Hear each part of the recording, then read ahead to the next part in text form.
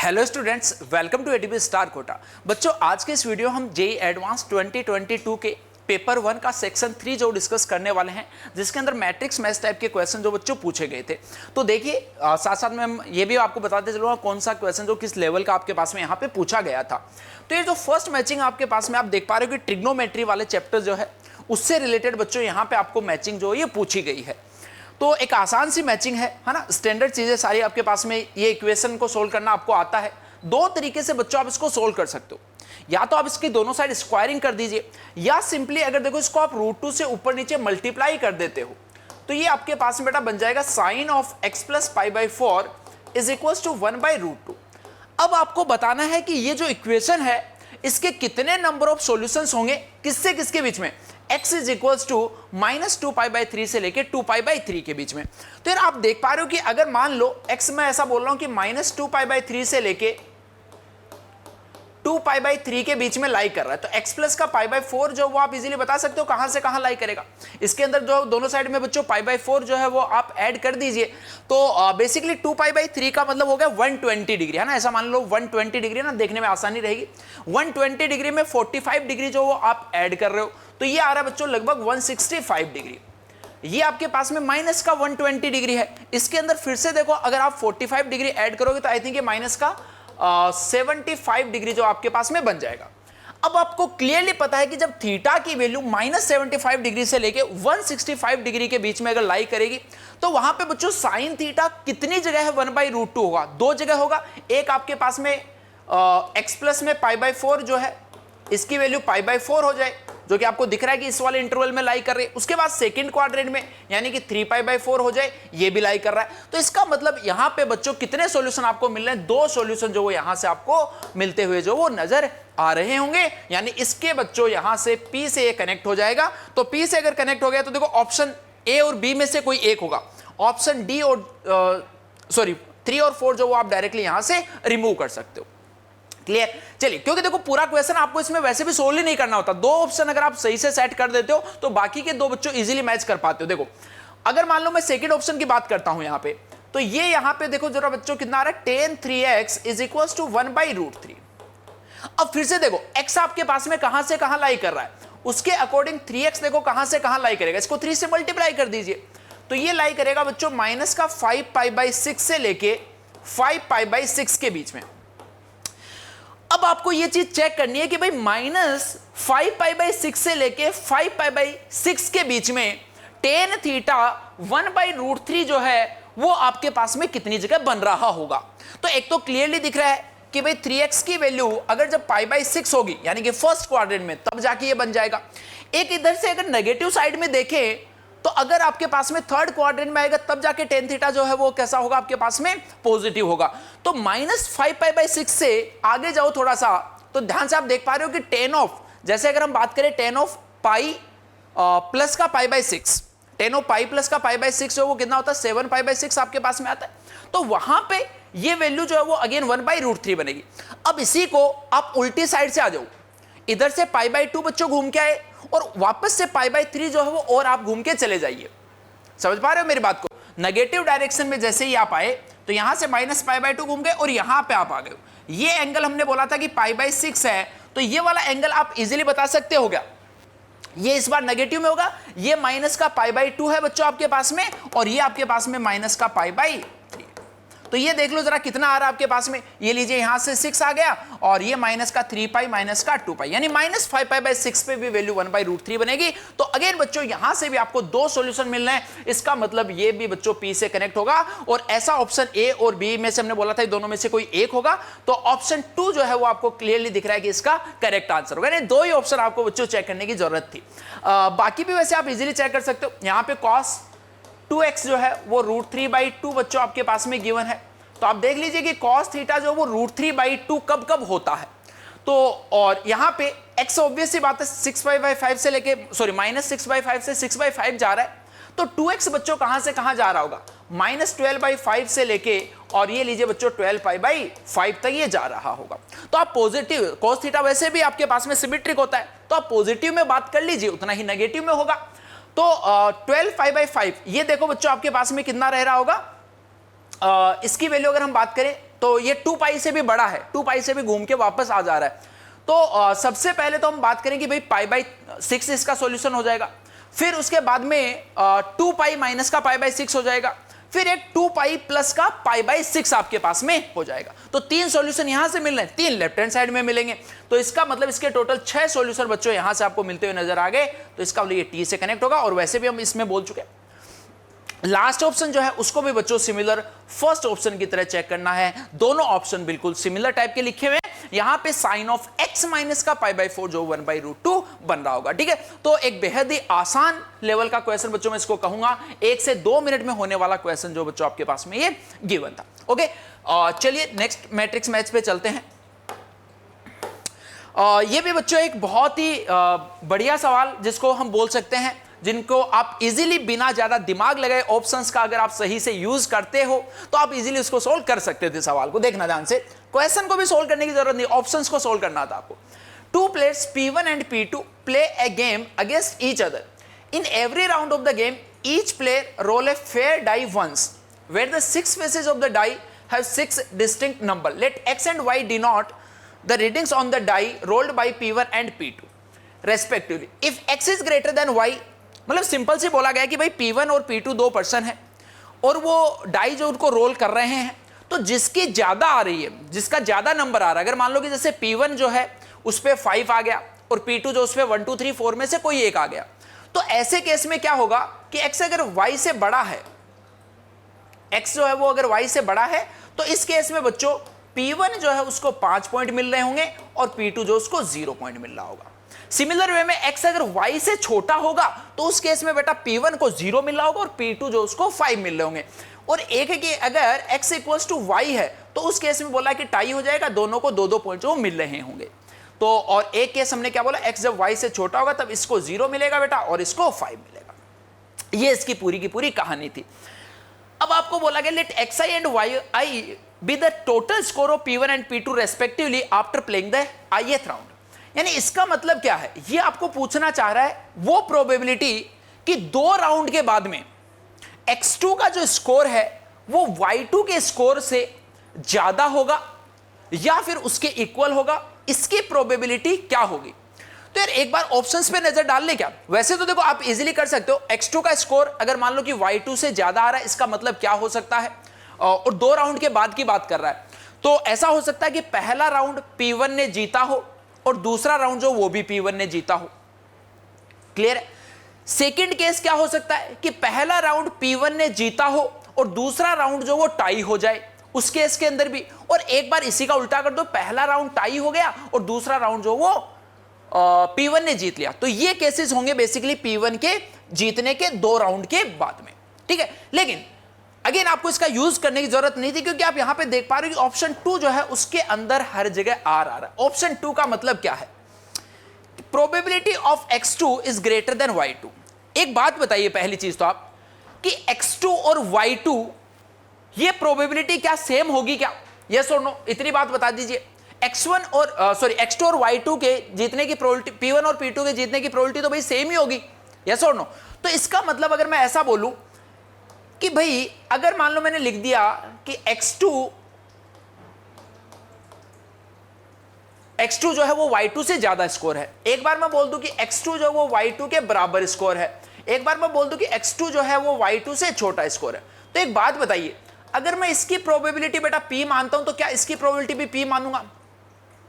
बोलो यस और नो। यही तो हमने अभी भी बात बोली है कि भाई चाहे तो आपके पास में P1 जो है वो जीत रहा है या फिर P2 जीत रहा है, उन दोनों के जीतने की प्रोबेबिलिटी तो सेम ही होगी क्योंकि डाइस तो सेम ही है, ठीक है।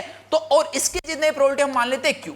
अब एक गेम जब वो 2 राउंड के बाद में खेल रहे हैं तो यही तो 3 पॉसिबिलिटी है कि या तो टाई हो जाए या P1 जीत जाए या फिर P2 जीत जाए। यानी इनकी अगर हम टोटल प्रोबेबिलिटी के बच्चों बात कर लें अगर यहां से, तो वो हमेशा 1 आएगी, यस और नो, 1 आएगी। और इसका आंसर उसने सीधा ही दे दिया कि ये R है। इसका मतलब क्या है कि P की वैल्यू उसने दे दी है बेटा आपको 5/16। ये देखो यहां पे डाल दीजिए, तो ये यहां पे डालोगे तो 2 इंटू में 5/16 that is 5/8 plus Q is equals to 1। तो यहां से Q जो है उसकी वैल्यू आ गई है बच्चों कितनी, 3/8। Q की वैल्यू 3/8 आ चुकी है आपके पास में, 5 जो P जो था उसकी वैल्यू आ चुकी है 5/16। अब आ जाइए फर्स्ट ऑप्शन में। फर्स्ट ऑप्शन में क्या बोला है, probability of x2 is greater than equals to y2, यानी x2 के x2 जो स्कोर ज्यादा आना चाहिए उसकी प्रोबेबिलिटी या उसके इक्वल आ सकता है।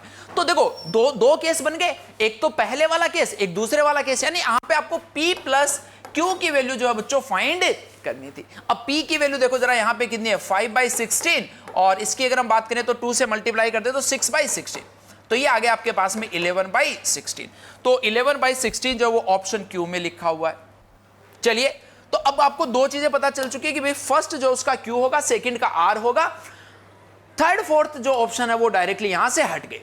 अब देखो यहां से इसके अंदर आपको क्लियरली पता चल रहा है फिर से, अगर इन दोनों ऑप्शंस में से कोई एक होगा तो इसका मतलब थर्ड जो उसका कंफर्म हो चुका है उसका T होगा। थर्ड जो है वो किससे कनेक्ट हो रहा है, T से कनेक्ट हो रहा है।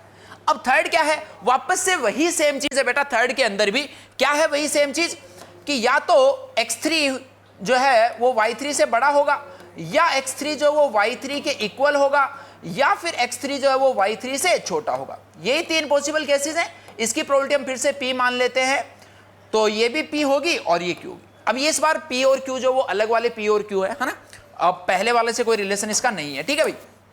चलो, तो इसने बोला कि x3 और y3 के बराबर होने की प्रोबेबिलिटी जो है वो 77/432, यानी किसकी वैल्यू दे दी, Q की वैल्यू दे दी उसने, 7 डिवाइडेड बाई 432।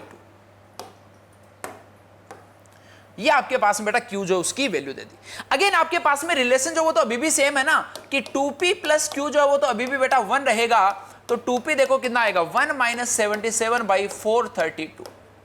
तो ये देखो जरा कितना आएगा, ये 5 बच गया यहां से,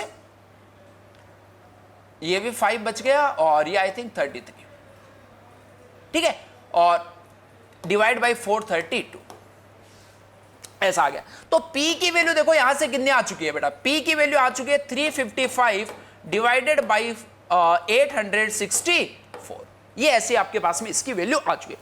लास्ट में क्या पूछा, probability of x3 is greater then y3। x3 greater than y3 की प्रोबेबिलिटी क्या थी, P, और P की वैल्यू हमने फाइंड कर ली है, कितनी आई है 355 डिवाइडेड बाई 264, यानी लास्ट वाला जो बच्चों किससे कनेक्ट होगा, S से कनेक्ट होगा। तो ऑप्शन ए जो वो इसका करेक्ट आंसर, ठीक है। तो ये इसका डायरेक्ट मेथड हो गया। अगर आप सोल्व भी करना चाहो तो वो भी कर सकते हो। वो कैसे करना है वो भी मैं आपको थोड़ी सी हिंट दे देता हूं। जैसे इसने, अगर मान लो कि मैं इस केस की बात करूं कि 2 राउंड के बाद में, कि बच्चों 2 राउंड के बाद में x2 का जो जो P1 का स्कोर है वो P2 से ज्यादा है।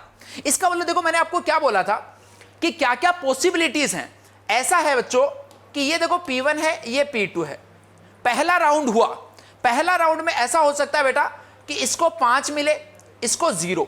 फर्स्ट राउंड की मैं बात कर रहा हूं, ऐसी पॉसिबिलिटी हो सकती है। और सेकेंड राउंड में यहां पर कर रहा हूं, तो सेकेंड राउंड में अगर मान लो ये 5 ये 0, तो क्या यहां से P1 जीत चुका है, बिल्कुल जीत चुका है सर। और क्या पॉसिबिलिटी है, ये 5 आ जाए, ये 0 आ जाए, और यहां पे दूसरे राउंड में दोनों टाई हो जाए तो भी ये P1 जीत गया। एक पॉसिबिलिटी ये है कि ये टाई हो जाए और ये वाला जो P1 जीत जाए, तो भी आपके पास में कौन जीतेगा, P1। अब इनकी प्रोबेबिलिटीज लिखनी। इसकी प्रोबेबिलिटी बेटा कैसे लिखोगे, P1 जीत रहा है, इसका मतलब P1 का नंबर जो वो बड़ा आया होगा, यस और नो। अब P1 का नंबर बड़ा आया होगा, इसका मतलब देखो P1 अगर मान लो 1 ले लिया हमने, तो P1 1 आने की प्रोबेबिलिटी 1/6। क्या इस केस में P2 कभी भी P1 से कम ला सकता है, नहीं ला सकता, तो ये नहीं होगा। फिर हम बोल देते कि भाई 2 आ गया P1 के, 2 अगर 2 आ गया तो 2 आने की प्रोबेबिलिटी 1/6। अब P2 के पास में एक ही ऑप्शन है कि 1 ही आएगा, 1 आने की प्रोबेबिलिटी 1/6 प्लस, अब मैं बोल रहा हूं कि P1 जो उसके 3 आ जाए तो 3 आने की प्रोबेबिलिटी 1/6। अब आपके पास में देखो जरा P2 के पास में क्या ऑप्शन है, या तो 1 आ सकता है आपके पास या 2 आ सकता है, तो ये लीजिए 2/6। ऐसे ही अब अगर मान लो कि P1 जो है उसके कितना आ जाए, 4 आ जाए, तो 4 आने की प्रोबेबिलिटी फिर से 1/6, और अब P1 जो है उसके 1 2 3 ऑप्शंस है, उसकी प्रोबेबिलिटी 3/6। उसके बाद में अगर इसके मान लो कि 5 आ जाए, 5 आने की प्रोबेबिलिटी 1/6, तो यहां पे 4 ऑप्शन, और एक लास्ट अगर मान लो P1 के 6 आ जाए, तो बच्चों P2 जो उसके पास में 5 ऑप्शन। तो ये देखो 5 + 4 9 + 3 12, 12 + 2 14, 15/36। ये बच्चों प्रोबेबिलिटी होगी 15/36। क्या, किस चीज की प्रोबेबिलिटी होगी, P1 के जीतने की। और P2 के जीतने की भी प्रोबेबिलिटी कितनी होगी, 15/36 किसी एक राउंड में। और दोनों के टाई होने की प्रोबेबिलिटी बच्चों आराम से बता सकते हो, यानी कि जितना P1 क्या है उतना ही P2 क्या है। तो P1 के अगर मान लो 1 आया तो P2 के भी कितना आया 1, तो इसका मतलब 1/6 हो गई भाई दोनों की, यस और नो। तो 1/36 जो है वो आपके पास में 1/36 प्लस 1/36 प्लस 6 टाइम, तो 6/36 जो है वो टाई होने की प्रोबेबिलिटी जो आपके पास आ जाएगी, और यहां से कैलकुलेट करोगे तो ये ऑप्शंस आपको इजीली मिल जाएंगे। तो अगेन इस क्वेश्चन को भी बच्चों मैं इजी ही दूंगा, और इजी ये ज्यादा इसके ऑप्शंस की वजह से ये क्वेश्चन जो वो ज्यादा इजी हो गया। यही दिमाग बच्चों आपको जे एडवांस के पेपर में थोड़ा सा लगाना था। चलिए फिर नेक्स्ट मैचिंग पे चलते हैं। यहां पे आपके पास में देखो PQR बोला गया कि नॉन जीरो रियल नंबर है, एक HP की 10th 100th एंड 1000 टर्म है ये। तो हम ऐसा बोल सकते हैं कि अगर इनका उल्टा अगर हम कर दें तो वो AP की टर्म बन जाएगी, यस और नो। तो अगर AP की मान लो कि भाई मैं 10वीं टर्म लिख रहा हूं तो मैं क्या A + 9D लिखूंगा, और वो आपके पास में 1/P उल्टा कर देंगे। फिर अगर मान लो मैंने 100th टर्म लिखी तो वो आपके पास में A प्लस का 99D होगा, फिर से उल्टा कर दिया 1/Q। एक आपके पास में 1000 टर्म लिखनी है तो ये देखो A प्लस का 999D होगा, तो ये किसके इक्वल आ रहा होगा बच्चों, आपके पास में 1/R के इक्वल आ रहा होगा। ठीक बात है। चलिए अब यहां पे देखो जरा इन इक्वेशंस को देखो। सबसे पहले हम इसका डिटरमिनेंट बच्चों फाइंड करने की कोशिश करते हैं कि इसका डिटरमिनेंट क्या होगा। ये यहां पे लिखा हुआ x y z, क्योंकि लीनियर इक्वेशन इसके सॉल्यूशंस की बात करते हैं तो ऑब्वियस सी बात है कि डेल्टा का रोल ही आता है हमेशा। यहां पे बच्चों सॉरी x y z जो थे उसके कोफिशिएंट आपको लिखने थे, तो x y z के कोफिशिएंट यहां पे आपके पास में गिवन है 1 1 1। सेकंड वाली में बेटा गिवन आपके पास में 10 100 एंड 1000। लास्ट वाली में इस इक्वेशन को थोड़ा सा सिंप्लीफाई कर लीजिए PQR से डिवाइड करके बेटा, तो x/P प्लस y/Q प्लस में z/R जो उसकी वैल्यू कितनी आ जाएगी यहां से 0। तो ये देखो 1/P प्लस 1/Q प्लस का 1/R। अब इस डिटरमिनेंट को सोल्व करना है तो किन्हीं भी ये दो एलिमेंट जो इनको 0 बनाया जा सकता है। देखो फर्स्ट कॉलम को आप सेम रख लीजिए 1 10 1/P, इसमें से इसको माइनस किया तो 0 0, और ये आएगा 1/Q माइनस का 1/R।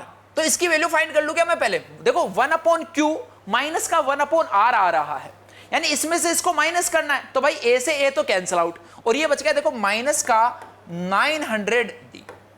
फिर से कॉलम 3 जो है उसकी जगह भी मैं क्या लिख रहा हूं, कॉलम 3 जो उसमें से कॉलम 1 को माइनस कर दीजिए, तो 1 - 1 0, और इसमें से बेटा इसको अच्छा ये 0 नहीं होगा ना, इसमें से इसको आप माइनस करोगे तो ये 900 बनेगा 900।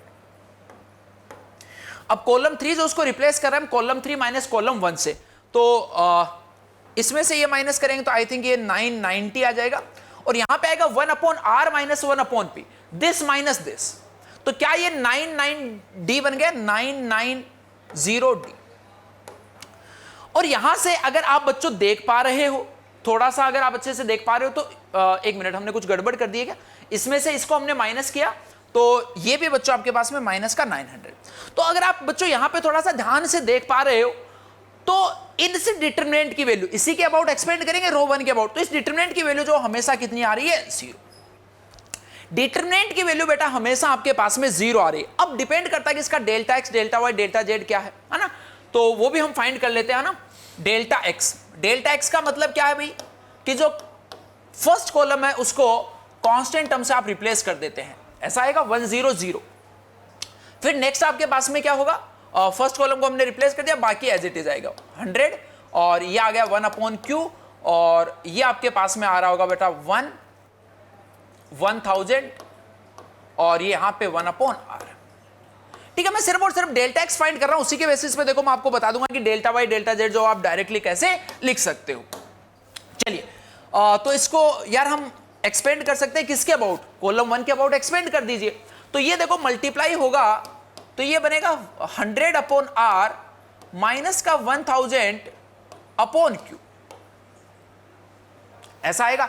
अब आपके पास में 1/R और 1/Q जो उसकी वैल्यूज भी हैं, है ना, तो देखो जरा मैं लिख देता हूं एक बार, ये आ गया आपके पास में, अगली वाली स्लाइड में मैं थोड़ा सा सोल्व कर देता हूं ताकि क्लियरली दिखे। Delta x is equals to आ गया था आपके पास में बच्चों 100/R माइनस का 1000 डिवाइडेड बाई क्यू, और 1/r और 1/q जो उसकी भी वैल्यू मैं यहां से डाल दे रहा हूं, 100 कॉमन ले लिया बेटा मैंने, तो 1/r देखो कितना था यहां से a plus 999d, a plus 999d, ठीक है, ये 1/r माइनस का यहां से 10 में q बनेगा, तो 1/q की वैल्यू भी चेक कर लेते हैं, 1/q ये है a plus 99d, a plus का 99d, ऐसा, ठीक है।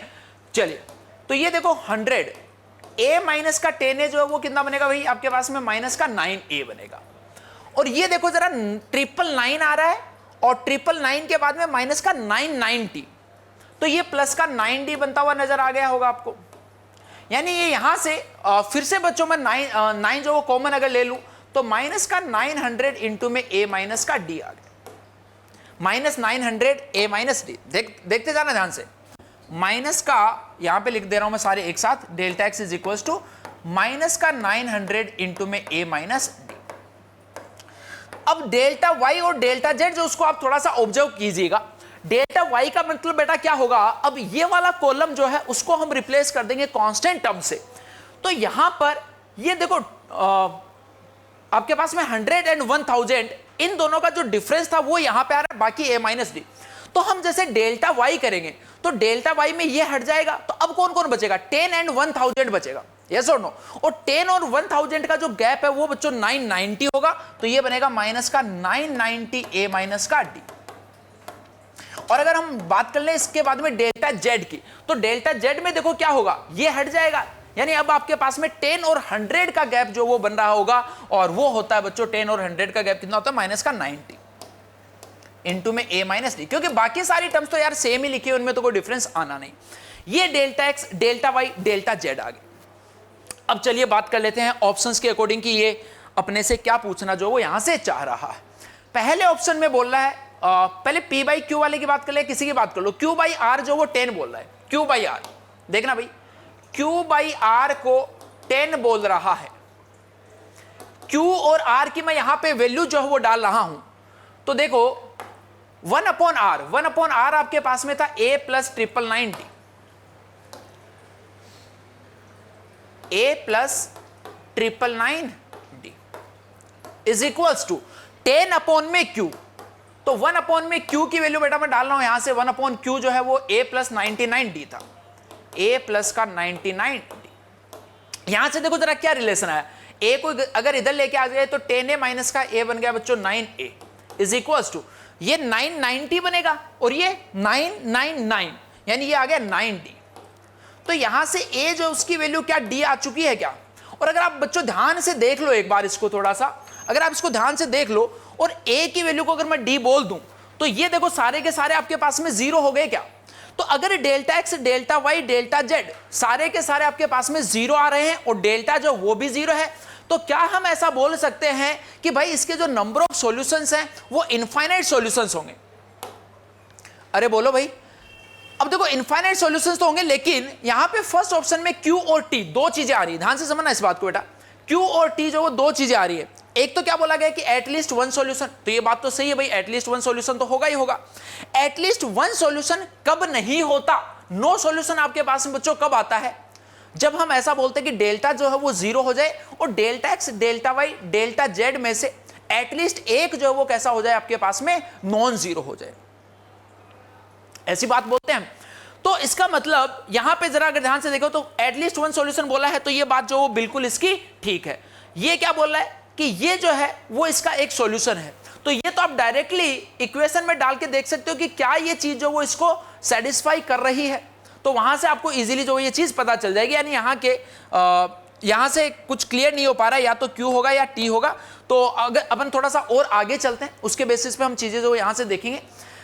C और D में आपके पास में P बाई Q दे रखा है, तो P बाई Q की वैल्यू जो वो 10 दे रखी है, तो यहां पे Q बाई R था, वहां पे P बाई Q है, तो वहां पे भी A इक्वल्स टू D आना है, यस और नो। तो इसका मतलब जब A इक्वल्स टू D आ रहा होगा तो फिर से इनफाइनाइटली मैनी सॉल्यूशंस आएंगे। अब चेक कर लेते हैं एक बार, इनफाइनाइटली मैनी सॉल्यूशन जो वो आपके पास में किसमें दे रखे हैं, थर्ड ऑप्शन के बारे में हम बात कर रहे थे, थर्ड ऑप्शन की। तो थर्ड ऑप्शन में SSPP ये आ रहा है, ध्यान से देखना, और फोर्थ की अगर बात करूं, मान लो कि a इक्वल टू डी नहीं हो। a इक्वल टू डी बच्चों कब नहीं होगा? जब आपके पास में p बाई क्यू जो वो 10 नहीं होगा। अगर p बाई क्यू की वैल्यू 10 है तो a इक्वल टू डी हो गया। लेकिन अगर मान लो कि p बाई क्यू जो उसकी वैल्यू 10 नहीं है आपके पास में, तो a इक्वल टू डी नहीं होगा। और अगर a इक्वल टू डी नहीं होगा तो क्या delta x, delta y, delta z में से कभी कोई जीरो हो सकता है? नहीं हो सकता। अगर इनमें से बेटा कोई अगर आपके पास में जीरो नहीं हो सकता, इसका मतलब क्या है कि delta x, delta y, delta z zero नहीं, डेल्टा जीरो है, तो कोई सॉल्यूशन इसका नहीं आएगा।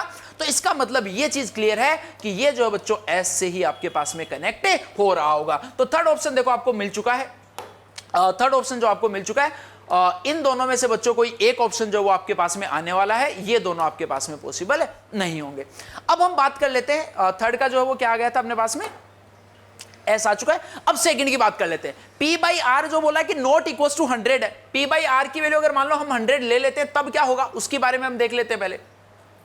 P बाई आर की वैल्यू अगर मान लो हमने 100 ले ली, P by r is equal to 100, तो क्या हो रहा है देखो बेटा, 1 upon r is equal to 100 upon का P।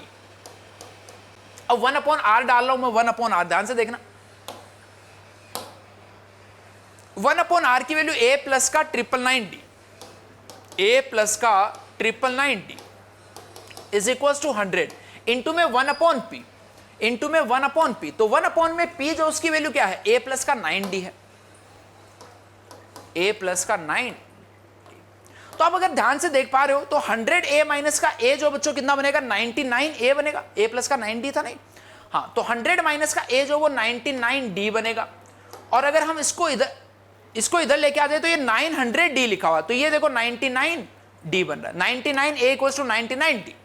यानी अगर मैं इसकी वैल्यू 100 ले लेता, अगर इसकी वैल्यू बेटा मैं 100 ले लेता तो आपके पास में फिर से 0 बाई 0 बन जाए। लेकिन अगर 100 नहीं ले रहा हूं तो delta x, delta y, delta z जो वो क्या होंगे, नॉन जीरो। और डेल्टा की वैल्यू बच्चों यहां पे आपके पास में कितनी है, 0। तो हम यहां से ऐसा बोलेंगे कि इसका भी कोई सॉल्यूशन जो वो आपके पास में नहीं रहा होगा। तो सेकंड और थर्ड जो वो बच्चों दोनों s से आपके पास में होने चाहिए। ऐसा फर्स्ट ऑप्शन में सॉरी सेकंड और थर्ड जो ऐसा ऑप्शन बी में आपके पास में गिवन है, तो यही इसका करेक्ट आंसर हो जाएगा, QSSR। ठीक है ना, इसका आपके पास में Q और T दोनों सही है और इसका R। ठीक है, इसके अंदर भी अगेन, इसके अंदर भी T जो वो सही है। इनफाइनाइटली मैनी सॉल्यूशंस तो होंगे ही होंगे, लेकिन अपने को देखना है कि ऑप्शन में से जो वो कौन सा मैच कर रहा है। अगेन इसका भी इनफाइनाइटली मैनी सॉल्यूशंस भी होगा और ये जो चीज है वो भी बच्चों उसको क्या कर रही है, सेटिस्फाई कर रही है। ठीक है, तो ये अगेन एक थोड़ा सा कैलकुलेटिव क्वेश्चन था, तो इसको आप डिफिकल्ट कैटेगरी में मान सकते हो क्योंकि इसमें थोड़ा सा टाइम टेकिंग जो क्वेश्चन ये होने वाला था। ठीक है, चलिए आते हैं बच्चों इस सेक्शन के लास्ट क्वेश्चन पे। इस क्वेश्चन के लास्ट सेक्शन के बारे में सेक्शन के लास्ट क्वेश्चन के बारे में बात करते हैं। एक इलिप्स देखो आपके पास में गिवन है और a ग्रेटर देन b है, इसका मतलब हॉरिजॉन्टल सर्कल ये आपके सॉरी हॉरिजॉन्टल इलिप्स जो आपके पास में एक गिवन है। चलिए अब देखते हैं इसके बारे में क्या क्या बोला गया। ये आपको पता ही है कि ये 2, -2,0, 2,0, 0,√3 एंड 0,-√3। आगे बोला गया कि भाई h α,0 जो वो एक पॉइंट है और अल्फा की वैल्यू 2 से, यानी यहां पे कोई एक पॉइंट है h। आगे बोला है straight line drawn through h, इस पॉइंट से स्ट्रेट लाइन ड्रॉ की गई है parallel to y axis crosses the ellipse and its auxiliary circle. तो ऑक्सिलरी सर्कल भाई आपको पता होना चाहिए, ऑक्सिलरी सर्कल क्या होता है, एक इलिप्स की मेजर एक्सिस को डायमीटर लेट करके जो एक सर्कल ड्रॉ किया जाता है उसको हम क्या बोलते हैं, ऑक्सिलरी सर्कल। तो ये बोला गया है कि h से एक लाइन हमने पास की y एक्सिस के पैरेलल, जो कि इलिप्स जो उसको e पॉइंट पे इंटरसेक्ट कर रही है और ये जो ऑक्सिलरी सर्कल है उसको बच्चों f पॉइंट पे इंटरसेक्ट कर रही है in the first quadrant. The tangent to the ellipse at e point, e point पर बच्चों भाई टेंजेंट ड्रॉ की गई है इलिप्स पे जो कि x एक्सिस को g पॉइंट पे मीट कर रही है। तो अब आपको इन सब में से EFG का बेसिकली आपको एरिया बताना। तो ये इस पेपर का काफी एक बहुत ही आसान बच्चों क्वेश्चन, इसको आप बोल सकते हो। इसमें देखो ऐसा बोला गया कि suppose the straight line joining f and the origin makes an angle phi, ये एंगल फाई है। तो अगर ये एंगल फाई है और इस सर्कल की रेडियस जो वो भी आपको पता है कितनी, 2, तो ये पॉइंट आपके पास में आ गया 2 cos phi, 2 sin phi। अगर ये आ गया तो ये भी ये पॉइंट अगर आपके पास में आ चुका है तो ये वाला पॉइंट भी आ जाएगा भाई। इसके अंदर क्या होता है, a cos theta, b tan theta आता है, सॉरी क्या बोलते हैं हमने, हाँ ये वाला पॉइंट जो वो तो यही रहेगा, और ये पॉइंट जो वो आपके पास में √3 sin phi हो जाएगा, और ये पॉइंट x कोऑर्डिनेट तो सबका ही सेम होगा ना, तो ये लीजिए 2 cos phi। अब f और h जो उसके कोऑर्डिनेट तो आ चुके हैं, h के कोऑर्डिनेट सॉरी g पॉइंट के कोऑर्डिनेट निकाल सकते हो क्या? बिल्कुल निकाल सकते हैं। कैसे निकालेंगे? g पॉइंट के लिए आप क्या करोगे, सबसे पहले एक टेंजेंट की इक्वेशन लिखिए पॉइंट e पे। तो पॉइंट e पे देखो जरा स्लोप आपके पास में, या आप डायरेक्टली लिख सकते हो x x1 by 4 प्लस का y y1 by 3 is equals to 1। ये बच्चों टेंजेंट की इक्वेशन होगी किसी भी पॉइंट x1, y1। अब जो g पॉइंट है वहां पे y कोऑर्डिनेट क्या होगा? 0। तो ये लीजिए x कोऑर्डिनेट आपके पास में आ गया 4/x1, और x1 आपके पास में कितना है? 2 cos phi, यानी ये आ गया 2 sec phi। तो ये लीजिए g पॉइंट आ गया 2 sec phi, c। अब आपको देखो इस ट्राइंगल का एरिया फाइंड करना था। मैं एक बार और यहां से अलग पेन से इसको दिखा देता हूं। एफ जी ये पॉइंट है, और एच यहां से अगर इसको ऐसे मर्ज करते हैं, इस ट्राइंगल का एरिया भाई आपको कैलकुलेट करना, तो कर सकते हो इजीली ना। एरिया देखो जरा, हम क्या लिखेंगे? 1/2 इंटू में बेस, बेस का मतलब ये वाली चीज, तो पूरी डिस्टेंस है बच्चों 2 sec phi, है ना, 2 sec phi। उसमें से ये ओरिजिन से h की जो डिस्टेंस थी वो कितनी थी? 2 cos phi, तो इसको माइनस कर दिया तो ये आ गया 2 cos phi।